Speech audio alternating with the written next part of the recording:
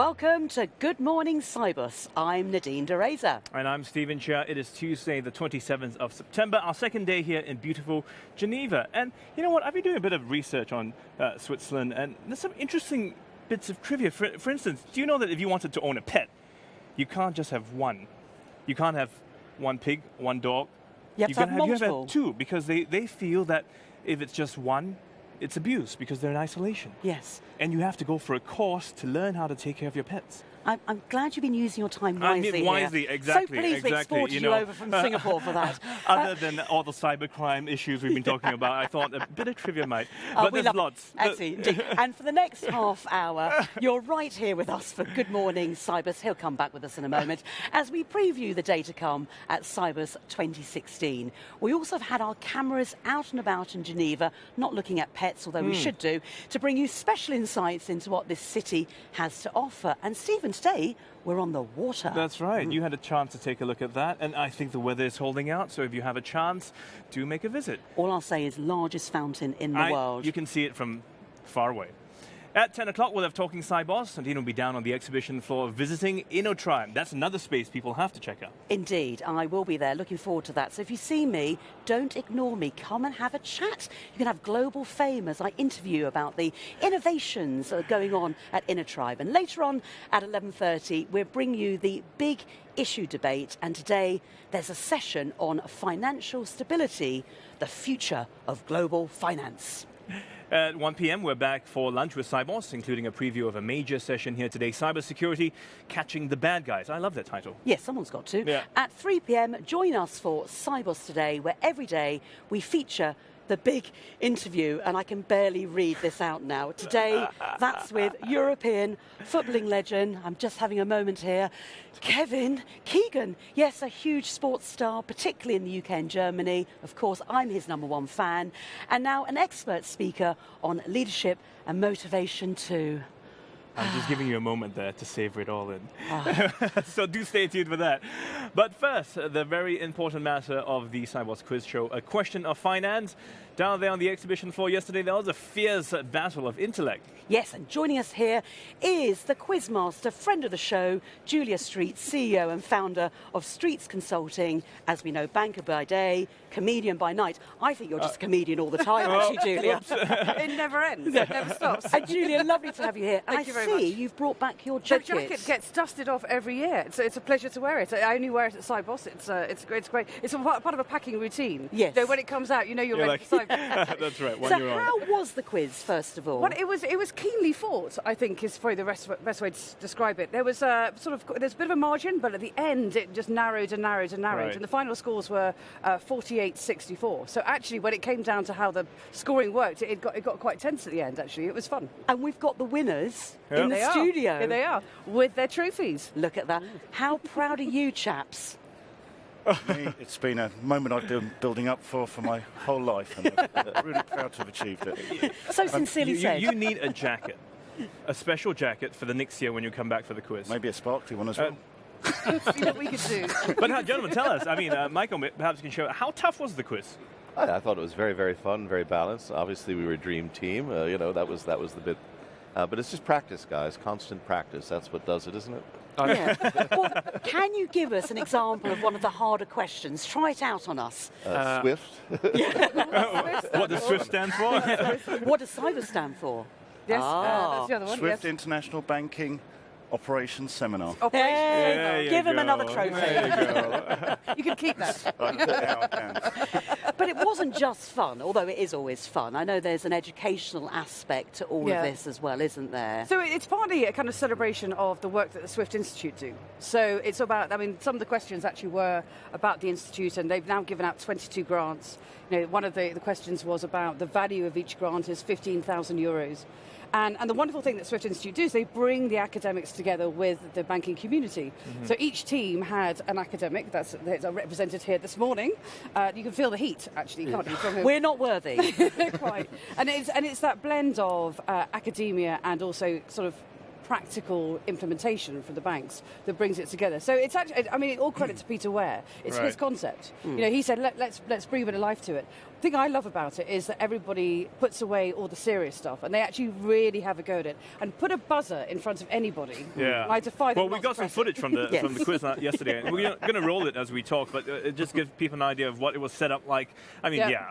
with the buzzer, you just Seriously. right? It's just Buzzers and microphones. And Yes. And we can see you again with your jacket. It looks very competitive down there, but friendly fire, was it, would you Was it say? friendly fire? I think it was friendly fire from the start. Yes. We were all in the same boat. Yes. That's right. We stopped rolling at the end, so I'm not sure if there was food thrown about or things like that. But So what will this mean to you, this trophy? Is it the best moment of your life? I think it's right up there.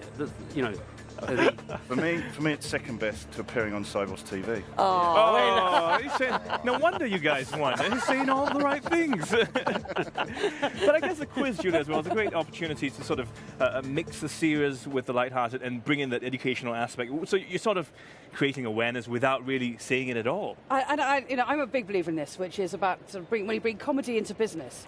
First of all, it makes business much more attractive. You know, people do business with people they like. If people are having a good time, you don't have to be 100% serious all the time. And one of the great things about here at Sibos, everybody's networking, everybody's having a great time, and that's when business gets done. You know, it doesn't have to be across a boardroom table. And I think when it comes to talking about the great work, again, the Institute does, and then also we're right next to Inner Tribe and the innovation. So I'm really thrilled you're going down there because it's a phenomenal space. It's just ways of getting the message out without having to go, here are 3 key points Yeah. Yes. that we're going to bleat on about Yeah, until yeah. they ram home. So And how much preparation do you have to put into it? Michael, I'm sure you swat at night, every night. Completely. Yeah. I think the official Swift history, all 42 volumes, is a crucial component. Did you write it? If only. No, I think what was really good about it was the breadth. There was no way really to prepare for it. You just had to roll up and do it. And I think the breadth also emphasizes, what Sibos is about, which is connecting a lot of people, a lot of things around the world, and it did it on intellectual topics as well. It was good fun. And for Damien and Brian as well, come on, how much preparation did you do? Not enough. Well, you could have got an even higher score. Absolutely. No, we fumbled a few points, didn't we? Remembering we did. the NZ index and remembering what Swift stood for was a little bit embarrassing. I said, that's my question, I'm going to take that. And We got there though. we got Well- there. We got there. You know what? How about we give you a bit of a pop quiz now? Because I've got more trivia. Go for it. Okay, that is one. The International Red Cross was founded here in Geneva in 1863. There is a strong similarity between the flags of the Red Cross and the Swiss flag. True or false? Now, what is it? What is it? Yeah, but what is that? Inverted. Exactly. Very good, very how good. many pets can you have in Switzerland? No odd numbers. Presumably no odd numbers. Yes, no odd Because numbers. if you have Don't know. 3, then you'll be in trouble. You're going to put that into your quiz next year, aren't you? Right in there. Location-based questions, you see, depending on where next help year's me write Toronto. it. So. So are you going to come back next year to defend the title, or are you going to sort of retire in a blaze of glory? I think we probably will go out at the top. We have worked hard, I think. And it's an opportunity to give someone else the experience, I think, of Well, having We all some fun, struggle. meeting some new people, Right. and right from the outset, Peter and his team at Swift did a really nice job of bringing us all together. And I think What was that question we struggled with? Generation X, Generation Z. We missed Y. it was Well, yes, Y, we did. yeah. But I think we're Y, sort of talking millennials. Generation M or something. So time to retire. That's what you should all do. You should come back next year, but each of you have your own team. Yes. With your young proteges. This has just got so No. Julia, we're making your life hard. But we're here at Sibos. The quiz, as much as we love it, is behind us now. We've got so much to look forward to. So if I can ask you all, what are you going to be doing for the rest of Sibos? Maybe today, pick up our highlight. Michael, first to you. Well, I'm afraid I'm on several times today on various sessions to do with, of all things, standards. For those who are here who want to learn how to play the kazoo, go down to the standard stand at The 9:30. The kazoo. We're talking about harmony, rhythm, and melody in standards. So Are we, darling? Yes. it should be kind of fun So it and should be interesting. music to your ears. Yeah. Damien. So I'll be paying Michael a visit now then to learn the kazoo. Yesterday was really successful. A lot of meetings, a lot of understanding what's going on in the technology. I'm particularly interested in the fraud space. So I've been doing some work there and be continuing that through. And I think Brian? I'll be going to the Julia Yule session. Thank around. you. One person in. And I think the whole theme of cybersecurity is such a growing component in security is something that I think is really taking a focus this week for me. So a busy timetable. And Julia, you've got your work cut I'm out. off right now, literally right now, That's to go and chair Yes. the Culture of Security panel in conference room 2. Okay. Well, Maybe quickly tell us a bit more about the session and what you expect. Yeah, so partly it's about technology, so cybersecurity, using tools, etc., and the technology and how that's adapted. But actually, a lot of it's to do with the culture of organisations. How do large organisations basically galvanise their employees to think about their culpability and their involvement in cybersecurity protection? So wow, so that's a fantastic good session. big So table. good luck with that. I Thank know you it's going to very go much. well. And thank you so much for coming along today. We That's love right. you all. Don't lose those trophies, okay? Take them to bed with you at night so you know where they are. All right, thanks a lot, guys. Thanks so much. Well, every day here on Sibos TV, we are bringing you ideas of things to do outside of the conference. And after business sessions and meetings are done, what better way to kick back, spend a few hours, than to head out to the city's famous lake, where this lovely lady had a chance to take our cameras to. Take a look.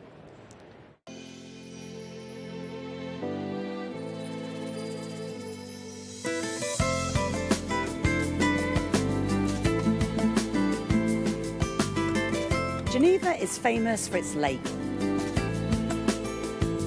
And down by the waterfront, there's always plenty to see and do. One of Geneva's landmarks that you cannot miss is the Jet d'eau fountain. Now, you may have seen it as you were flying in. If you want the numbers, you're looking at 500 litres of water per second, reaching a height of 140 metres, making it the world's highest fountain. Although the water isn't just for looking at.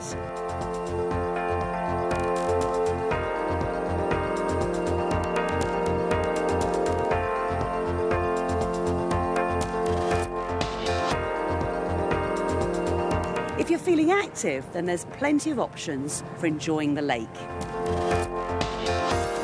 Tropical Corner offers lessons and facilities for all sorts of activities, whether you're experienced on the water or a first-timer. There's also a comfortable spot to watch other people having fun. Besides going on the water for windsurfing or stand-up paddling, people can come here just to enjoy the place. Another reason for people to come here is that we've got the best sunset of the city. It's really nice to watch with a little glass of wine and just enjoy the end of the day in a cool place.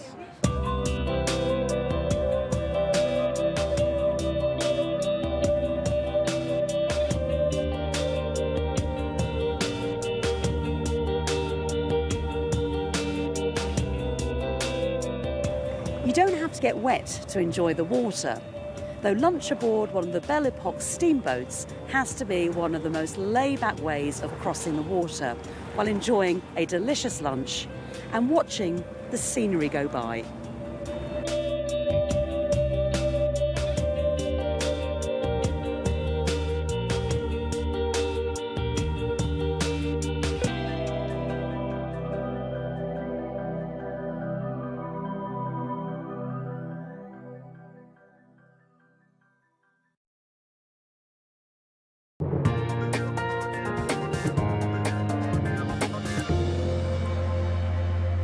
And welcome back to the show. So that was lovely. I mean, Yeah. you must have had a beautiful day when you were out there. It was stunning weather, Yeah. and obviously Geneva, it's all about mountains, lakes and water. So if you've got a moment, whether it's the Belle Epoque or just seeing the fountain, that's an extraordinary feat. It's beautiful to see wherever you are in Geneva. I was told that you can actually take a cruise, a 20-minute ride across the lake to France and back. I think so not too long a trip as well. Well, let's move on to the business of the day. We're joined as ever on Good Morning Sibos by the editor of Sibos Issues, Chris Hall.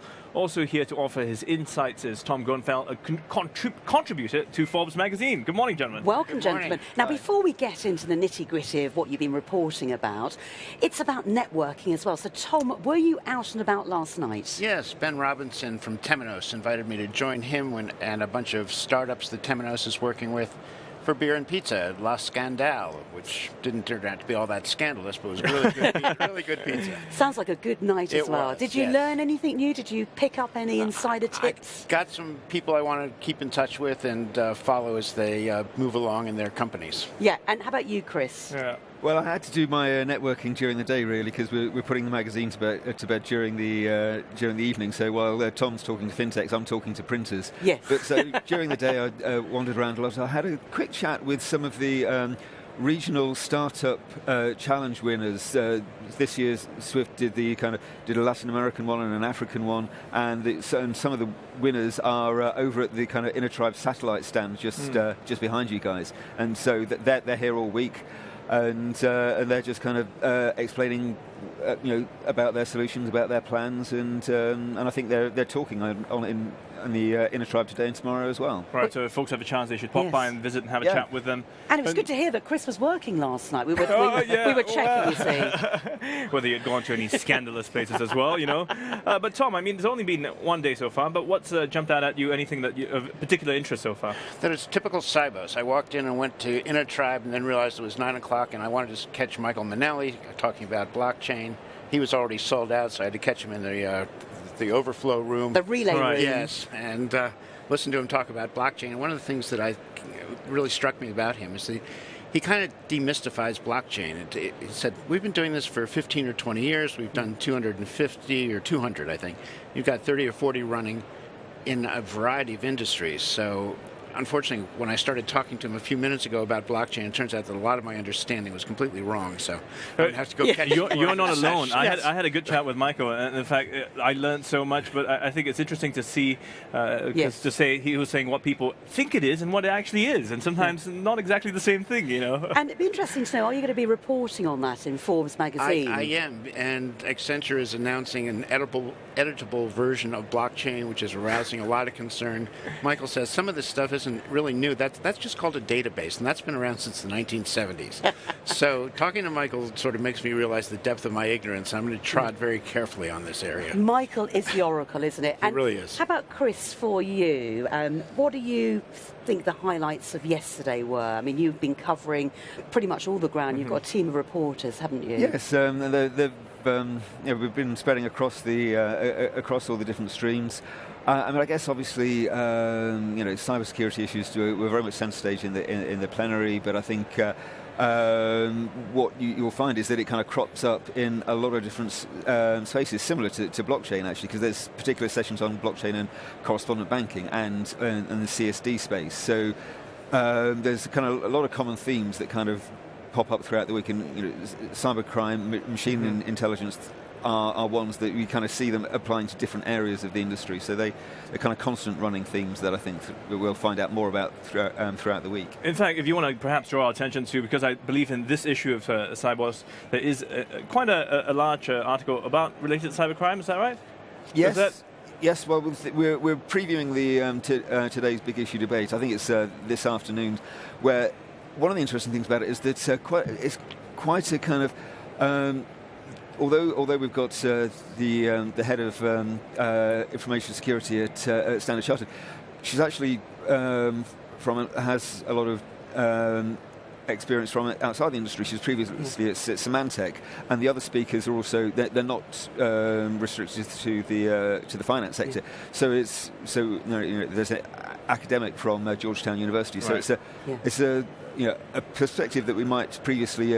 A broader perspective than purely looking at banks. And that's such a good idea, isn't it? Because it's so easy just to get people from within the financial services industry and not look further afield, because you're missing a trick then, aren't you? If you're not getting that expertise from other industries who have got some great ideas and sharing that collaboration. So do you get a sense that's a trend going forward now, looking externally beyond the financial services industry to other industries looking at best practice? I think so. I mean, I think it's the finance industry does very often kind of set itself apart, think of it as different from other sectors. In a lot of ways it is, but that doesn't mean that you can't learn from academia, learn from the way this kind of supply chain issues that massive global corporates have been struggling with and overcoming for years. I mean, a good example is blockchain, because when I was speaking to Michael, he was saying actually the finance industry is not really the first mover on that. I mean, several other industries have taken the lead and gone further with that as well, so it's interesting. But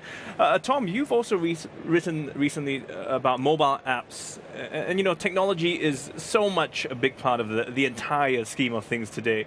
What was it in an article that you felt would, you know, sort of a shape, or why did you bring that article to light in the first place? Which article? Oh, sorry, I mean one of the many you've written. Okay. But technology in a way, and mobile apps, is it significant, the fact that we're having it all in our smartphones today? How significant is that to the industry and to the end user? Well, I think it's significant to the industry, and it's not just your iPhone and a personal app. I think Sibos had this 5 or 6 years ago. People were developing treasury apps because treasurers want to be able to move around, or they want to be able to approve things when they're on the road. So a lot of enterprise apps have been moving to mobile, and that's been going on for quite a while, I think. And Tom, what are you looking forward to today? What's on your agenda? I want to find out a little bit more about blockchain so I can fill in some of these gaps, and then I want to take a look at some of the security concerns. I sat in on a session at the Swift Labs yesterday with an MIT data scientist talking about combining artificial intelligence with personal analysts and doing a feedback loop and rebuilding the model every night to take advantage of the personal knowledge. So that was a really interesting idea of how to combine human intelligence with artificial intelligence. And do you think that's possibly a solution for cyber security? Because obviously after the attack on the Central Bank of Bangladesh, that was a game changer really, wasn't it, for the industry?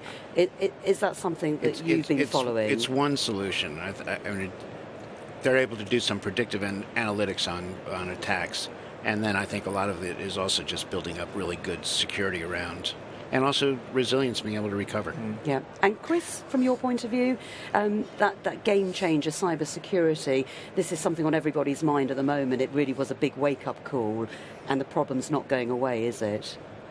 No, and I think I think most people recognise that it's a kind of it's pretty much a kind of permanent part of the landscape, really. That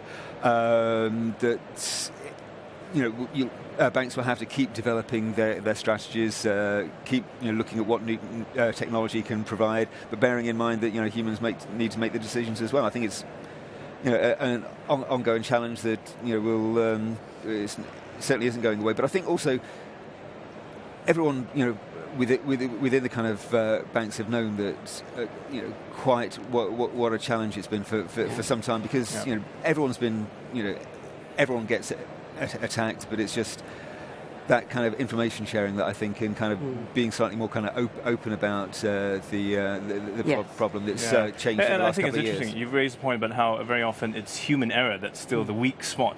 We can have all the technology, but if you press the wrong button or you choose the wrong option, and then it all falls through. So we're going to be having a bit more of a chat about that with some of our guests later on the show as well. And we're looking forward to seeing you again later on as well in the week. So thank you very much for your time today. Fascinating.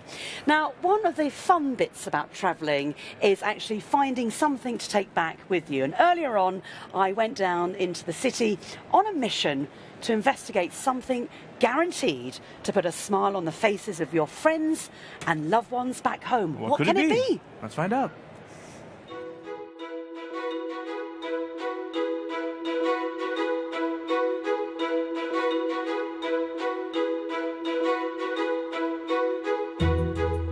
If Switzerland is famous for anything, it's chocolate. Clearly something we needed to investigate, and in depth. It's fair to say that Switzerland is the home of fine chocolate. But there are a few places that are extra special. And Chocolaterie Pascuit is one of them. Depuis 2003, ça fait maintenant 13 ans que je suis établi à Carouge, dans ce laboratoire. Donc les chocolats, ma spécialité, c'est les chocolats noirs, les chocolats à base d'infusion et à base de fruits, c'est ce qui fait ma différence entre mes autres collègues. Donc les clients qui vont venir dans ma boutique vont trouver de la tablette de chocolat, aux bonbons de chocolat comme ceci, aux moelleux au chocolat, aux petites amandes enrobés de chocolat, aux pistaches, aux gros carreaux de chocolat avec des noisettes ou des amandes, voilà, tous les produits qu'on peut trouver dans la boutique. Y compris des chocolats à l'alcool aussi, pour les amateurs. Voilà, c'est assez varié. Les gens ressortent avec le sourire quand ils sortent de notre boutique, en fait. Voilà, on fait plaisir aux gens.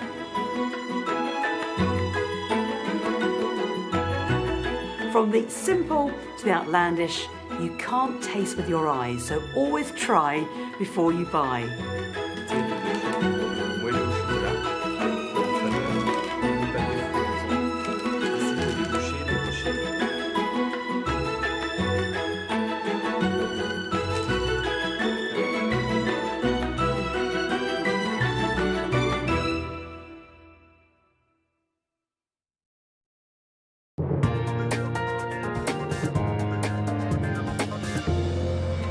Oh, chocolate heaven. Now and last year, you bought me some bangles. I know, in from Little Singapore, India, that's right. And I'm so grateful. So I decided to buy you something. And before I give it to you, chocolate is my favourite thing. I'm 95% chocolate if you squeeze me.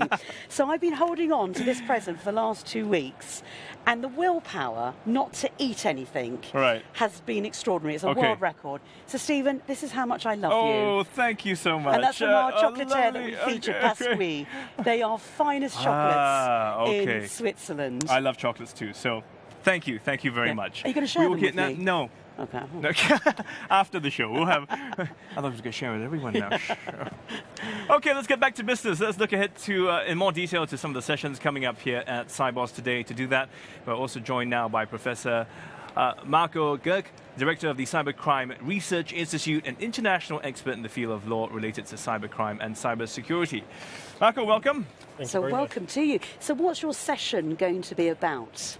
Well, cybersecurity, obviously, this is made it to the presidential debate yesterday as one of the big topics. It's highly relevant. We're going to look into some of the approaches that the companies are taking, some of the challenges they're facing, and also what can law enforcement do to solve the problem. So there is a diverse field, and I guess it's going to be a very interesting panel. And I'd imagine sold out as well. There'll be plenty of people in the overspill, the relay room. Yeah, Cyber's got really interesting people. I got the director of Europol, so one of the insiders on fighting this kind of crime. It was really exciting. Yeah. So, I can proudly say that for Interpol, the cybercrime unit is headquartered in Singapore, the global cybercrime unit. So it's quite, close to your heart. Yeah, just a bit of trivia. But I've been trying to beef myself up because you are featured in this issue of Sibos, and you're talking about cybercrime as well. And I came across that term phishing. Am I saying correctly? Phishing. Phishing. The phishing with with a V. No, PH. with a PH. PH. Oh, with a P. But there's also another one, voice phishing. Yeah. So there are two things. Is it So different? phishing was a big challenge, or is a big challenge for the financial industry. That's people sending out emails looking like emails coming from a financial institution, asking you for password. And there are various forms of this. There is also different forms of verification. So passwords are obviously the one you would attack through phishing. And then there is also the voice recognition, so that people are trying to record your voice. So there are various aspects of this, and it's always continuing. I think that's one of the most important things to realize. It will never stop. You can never be say, okay, now I know how the criminals are acting, and now I can focus on the defense. No, every day something. I thought this was really interesting because it was more about you saying that, it's not just you send an email and they follow it up with a phone call, so it becomes more authentic. And I recall seeing once there was a reporter who said, I'll show you how easy it is for me to break into your Gmail account. And with the guy sitting there, she called up the helpline and said, oh, I'm his wife and I've locked out the password, I can't get it. And then she played a sound of the baby crying and my kids are crying. And within minutes, she was in. Yeah, social engineering is one of the key components. So we have very good technology, developed very good technology in the last 20 years. The technology is really good, works, but the people are open to manipulations. And this social engineering, where you're trying to manipulate the people, is highly successful. Is that the weakest spot? I think are we the weak spot? So in the old days, like go back 30 years, the machines were the weak part, and we were actually better than the machines. Now the machines are much better, but the people operating them are making the mistakes. And if somebody's calling your secretary, or you're calling your secretary, asking her, can you give me the password? Probably she would. So if somebody's imitating your voice, that's how they could get it. But there are so many different tactics, aren't there, for malicious wrongdoers. How can you keep, ahead of the game? Yeah, basically you can't. So there was always the assumption that if I put 100% on prevention, I'm going to be safe. And the companies now realized even if I put 100% on prevention, there is a need for detection. I need to detect that something is happening because I have to accept that I can be hacked, somebody can be in my system. So I need to have detection instruments and then a recovery plan. So a lot of them never focus on recovery. They said, I have an antivirus, I have a firewall, so I do everything on prevention. Why should I focus on recovery? And one of the things I'm getting is that the message sharing is not quick enough at the moment. So in order for the community to get on top of some of these malicious hackers, the phishing, it's got to be quicker by the whole of the financial community. Would you share that point of view? You have a hall full of financial industry players. Basically, all of them are affected. Do they share? I mean, they talk to each other here, but do they share? And a lot of them say, no, we can't do this because this is really our top secret information. No, they're not. To share something, this is the attack pattern, is something you can share with everybody. We just need to get this culture of talking about it. And it was, in other industry, it works. The retail industry in the US, after some devastating attacks, they started speaking and exchange information. And if you would introduce something like this in the financial industry, that would be something that would really help. Fascinating. Wow. Well, thank you, Marco. That session's going to be amazing. We've just had a it? glimpse of what could be discussed at the session. So, folks, if you have a chance, you want to make a visit to that. So, that was good morning. Just sorry, very quickly, Marco, your session will be... Session will start at 2 o'clock. 2 o'clock today? Yes. 2 o'clock today. Put it in your diary. Thank you very much. And that was Good Morning Sibos for this Tuesday. Thank you so much for watching. We're back with more guests and Sibos Talk throughout the day, previewing all the big conference sessions. And straight after this program, Sibos TV coverage of building a culture of security from Conference Room 2. We'll see you again soon at 10 o'clock for Talking Sibos. See you.